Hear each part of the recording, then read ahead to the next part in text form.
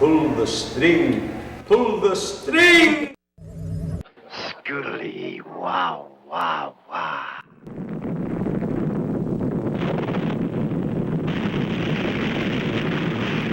Play area backstage.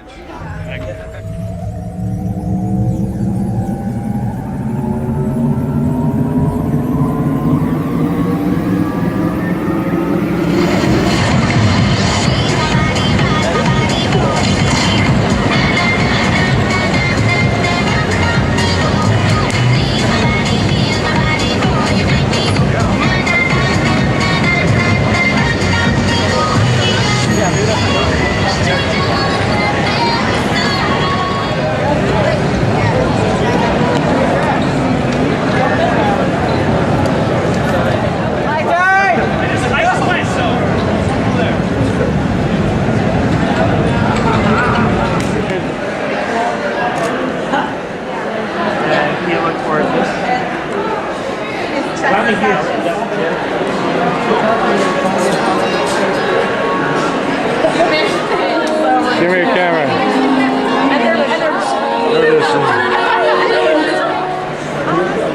Nice. Thank you.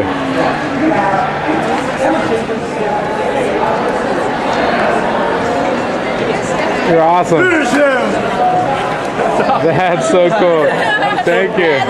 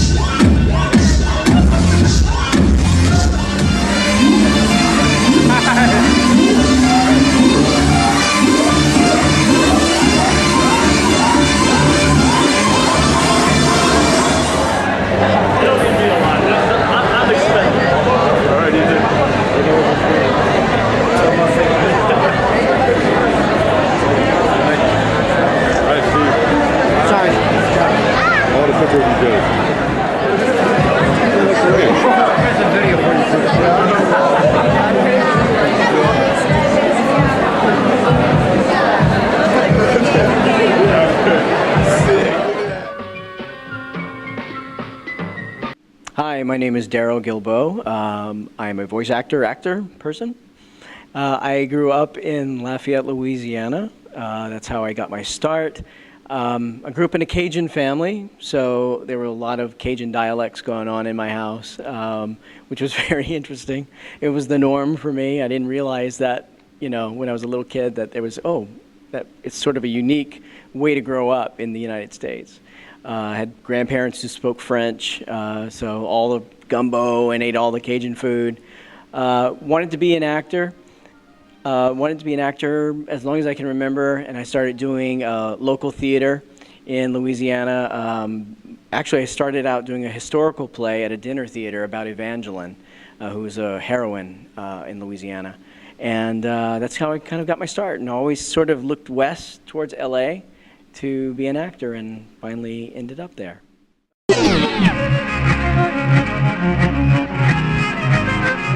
Like I said, I was doing a lot of community theater and things like that. I was a very shy kid. Now, this is the odd thing. I was very, very shy. I didn't find it easy to talk to people like I do now. You can't shut me up. But I started doing local theater, and what I loved, though, I didn't do it in school. I did it outside because I loved working with the adults. I liked the adults. They were playing their role, and I was playing the boy role, the kid role. So I just enjoyed really working with the adults.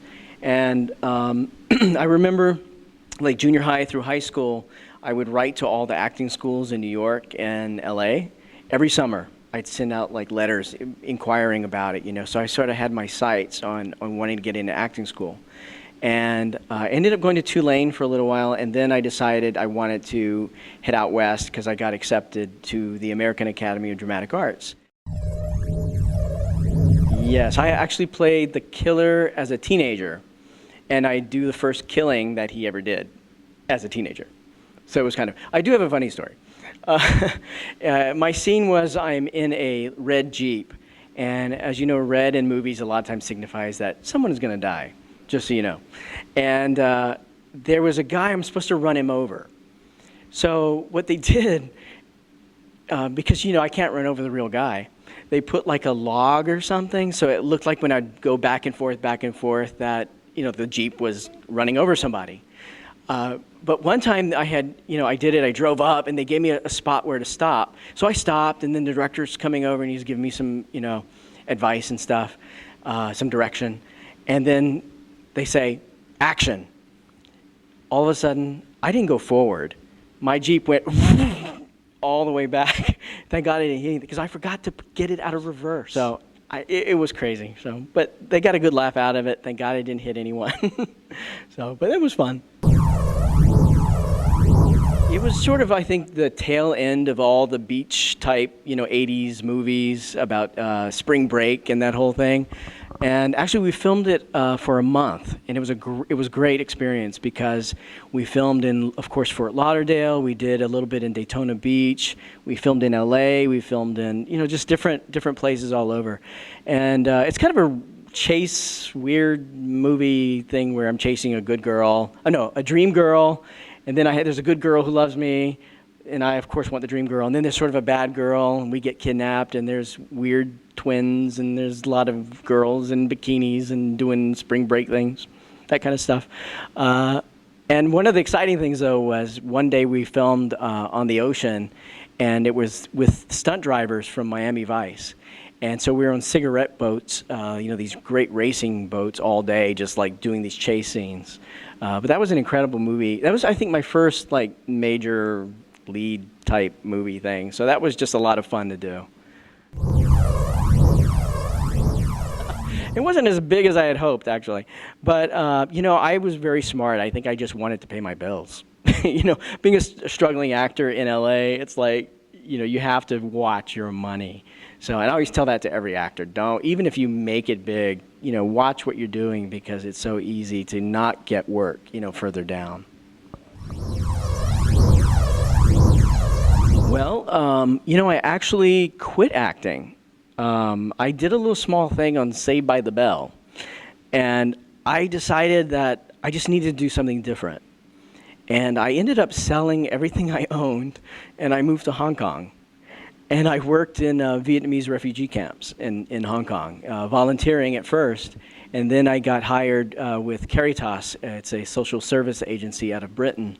And I was teaching English to kids. I was doing children's outings. And then I went into China and worked in some orphanages and did that. And then came back to LA. And I was like, okay, now what do I do with the rest of my life? And I didn't think I was going to go back to acting. It just seemed too hard, you know, because I knew what it was like.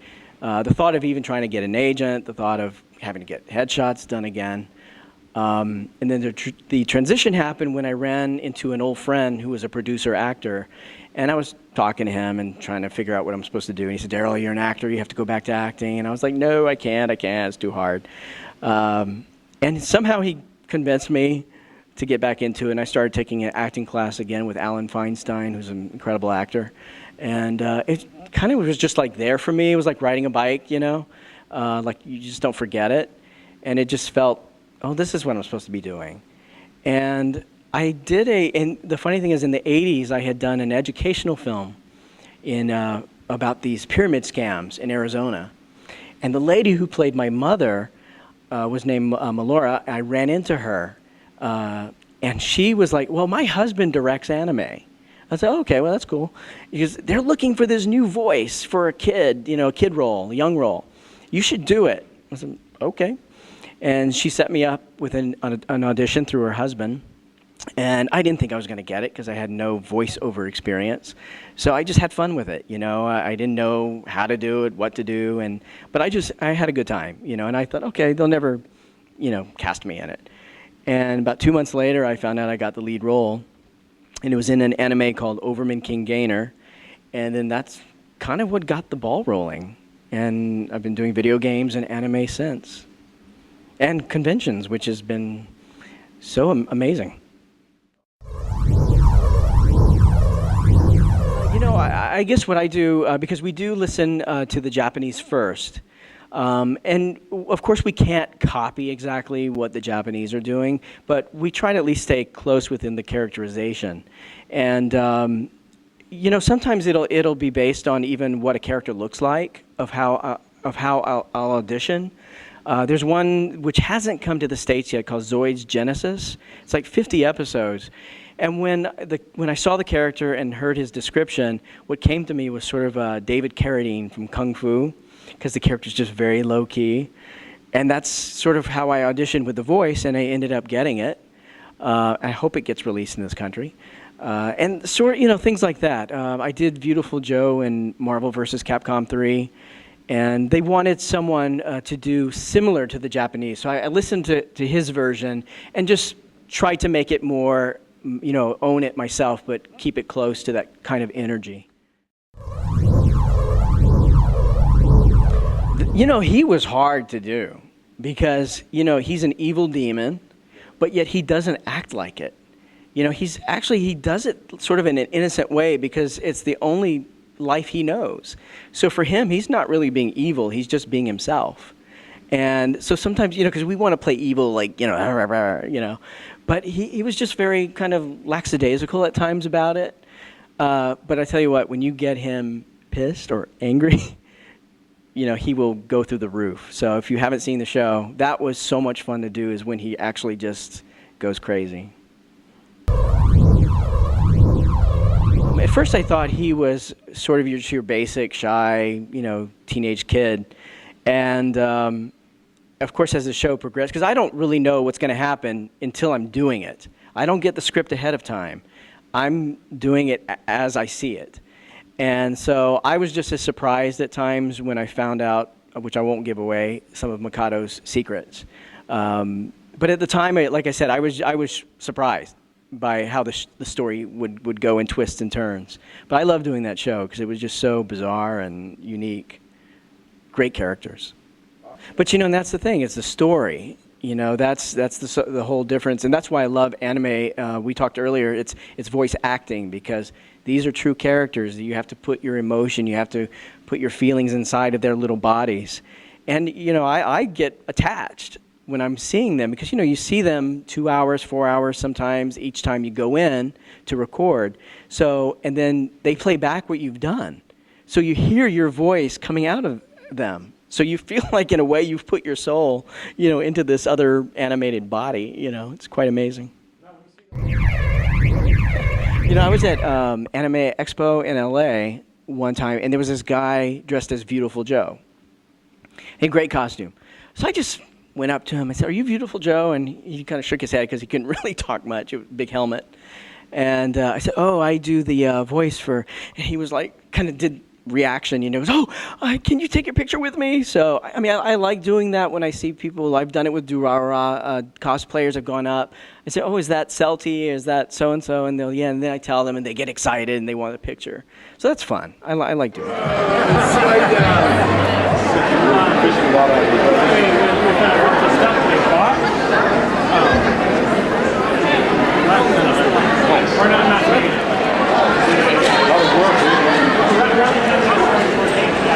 Why?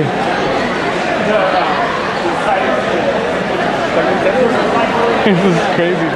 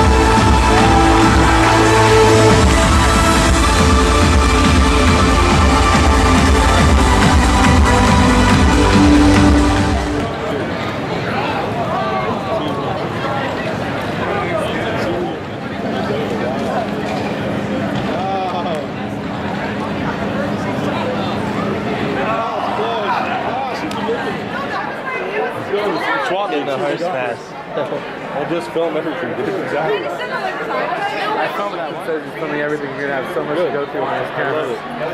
Dude, I just got so good. We did color work.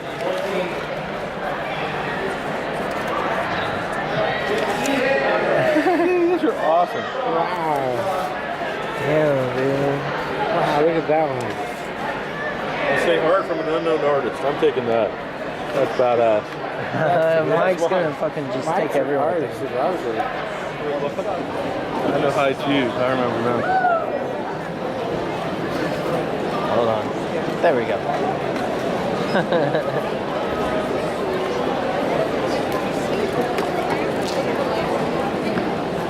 Hello, Panda. It's expensive as fuck for this little candy. Yeah.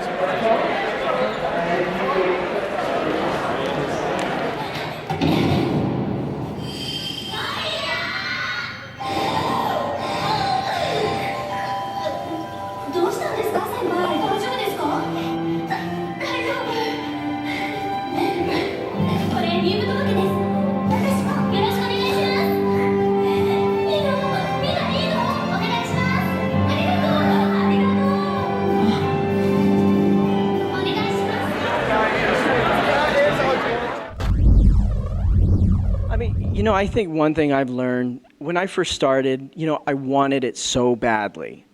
And it's good to want something badly, but sometimes if you put so much of yourself, because of the audition process, you're going to get rejected more than you're going to get work. Constantly you will be rejected. And constantly I would leave an audition and think, oh, maybe I should have done this, or oh, maybe I should have worn this, or maybe, oh, why didn't I do it this way? Just constantly this stuff in your head about, what you should have done differently. Now, as I've gotten older, I've gotten to a much better place where I audition, I show up, I do what I can do. How it goes, I let it go. I let it go. I don't even think about it anymore. And I trust work will come if work is supposed to come, it will come. And that's sort of how I live my life, is just trusting that whatever is supposed to be is going to happen. But I still need to play my part, but no longer do I have to, kind of have a whip and beat myself on the back emotionally every time. And I find still a lot of actors do that, and they make themselves miserable. And, if you love something, do it because you love it. Don't make yourself miserable over it. Enjoy what you're doing. Enjoy the process. Life is a journey. It's not going to go the way you think it will. Trust me, I had a scenario in my head of how it's all going to go. I didn't know I'd be right here at this moment, so I'm accepting of it and so grateful. Actually several years ago, I started a form of meditation. And I do a thing called centering prayer, where it's basically you're sitting for 20 minutes in silence every morning. Some people do it twice a day. I just do it once. I do it in the morning. I set a little timer, and then I'm done. And it's basically to allow your thoughts to kind of flow like a river. And when you catch yourself, holding on to a thought like, gee, maybe I'm going to go shopping today, and I'll go get this. I'll go to Best Buy, and I'll buy this, TV or whatever. Then you have a sacred word. It can be any word you want. It can be it can be peace, it can be joy, it can be anything you want. And then it brings me back. So I sit, and I don't judge it. You don't judge your 20 minutes sitting there. You just accept it for what it is. And then it's allowing yourself just to be present. So I found it's helped me in my life to be more present as I go through, all the craziness of the noise of the world. I love silence. I think silence is an amazing, amazing thing that we've forgotten in all cultures. But I think silence is a beautiful thing. So that helps me, silence. And I've learned, even in the craziness of things, I can still have silence inside. Doesn't matter what's going on outside. You can still have silence and be present at that moment. Right. Well, I hope it continues. Look, there's 22,000 people at this convention. So to me, how can it, it's got to keep going. I hope it does, so I can get work. But I think it'll keep going. And I think it'll, I think it's ripe for the kind of technology anyway that's happening, today. And I just hope there's a continued place for the voice actor. Same thing with actors. I would hate for technology just to digitize everyone, and that you have no life actors, no real live flesh and blood. That's why I love theater too, is because you're seeing these real people breathing and living and actually doing something in the moment, and that's what the audience connects to the most, I think, is other people, because we're human beings. That it is hard, because you start developing an attachment to each one. Maybe there's a special soft spot in my heart for Gainer Sanga in Overman King Gainer, because he was sort of the first major, character. So, he's kind of like the older child or something, And of course, I love, all of them have such unique, things about them that I like doing. Well, I do have Blue Exorcist coming out. Of course, I voice Amaimon. Some people may have already seen it on that web show. I forgot the name, sorry. And also Nura, Rise of the Yokai Clan. I play Rikuo and Nura. I'm the day version, and then there's also a night version, which is Grant George. That's also out on DVD now. Also have 2 new characters in a video game called Dynasty Warriors 8. I've been in several of the Dynasty Warriors, but they've given me 2 different characters, which I'm excited about, and that's coming out in July. And I think that's it. Well, on the web, I don't have any special websites. I'm a bad actor, bad promotional person. But I do have Facebook. I kind of use my Facebook not as a personal thing. I just use it as a way of connecting with fans and people who are interested in anime. So if you want to be a friend of mine and want to know more stuff, you can definitely friend me on Facebook.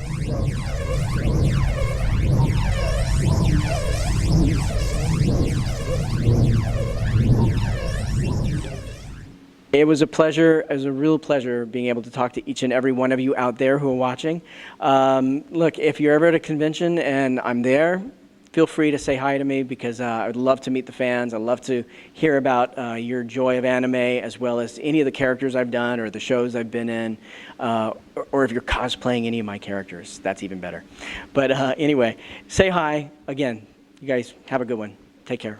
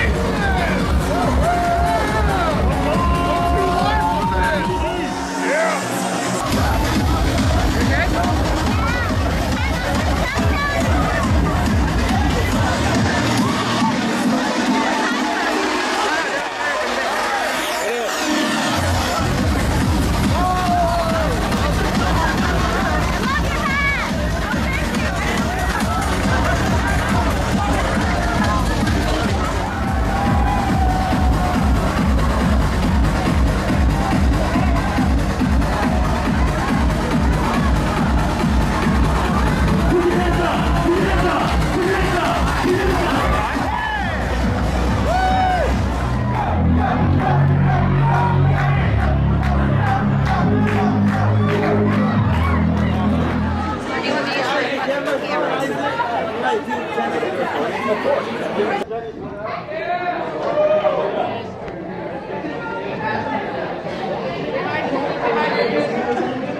is a piece by John Cage. No.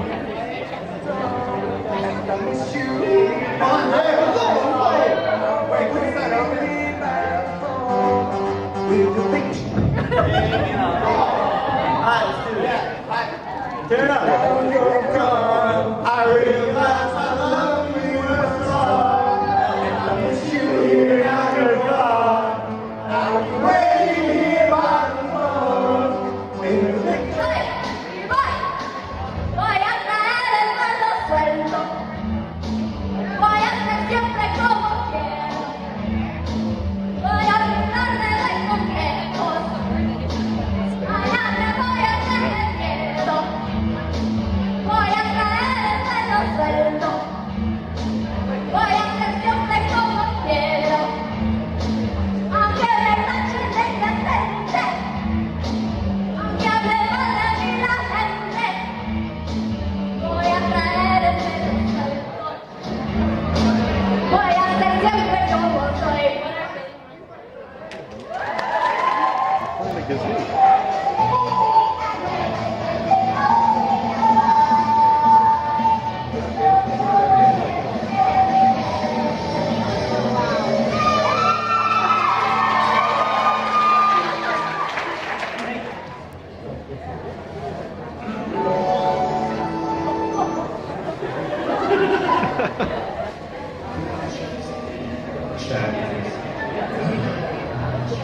Enchantress, she does evil dances.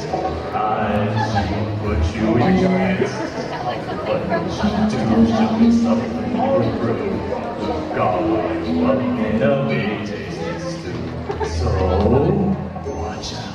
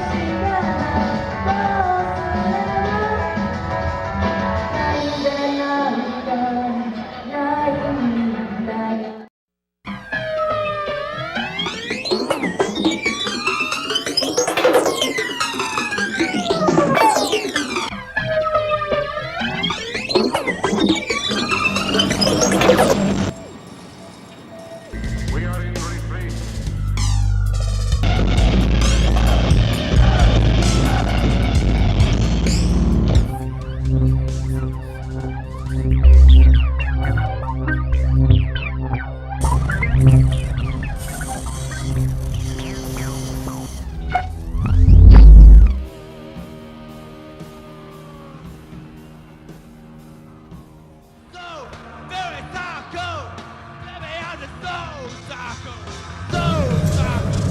and show 'em where I am.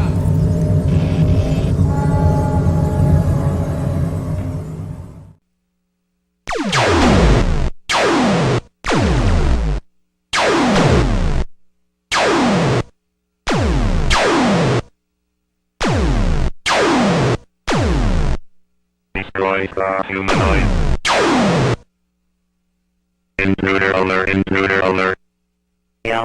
Intruder mana escape.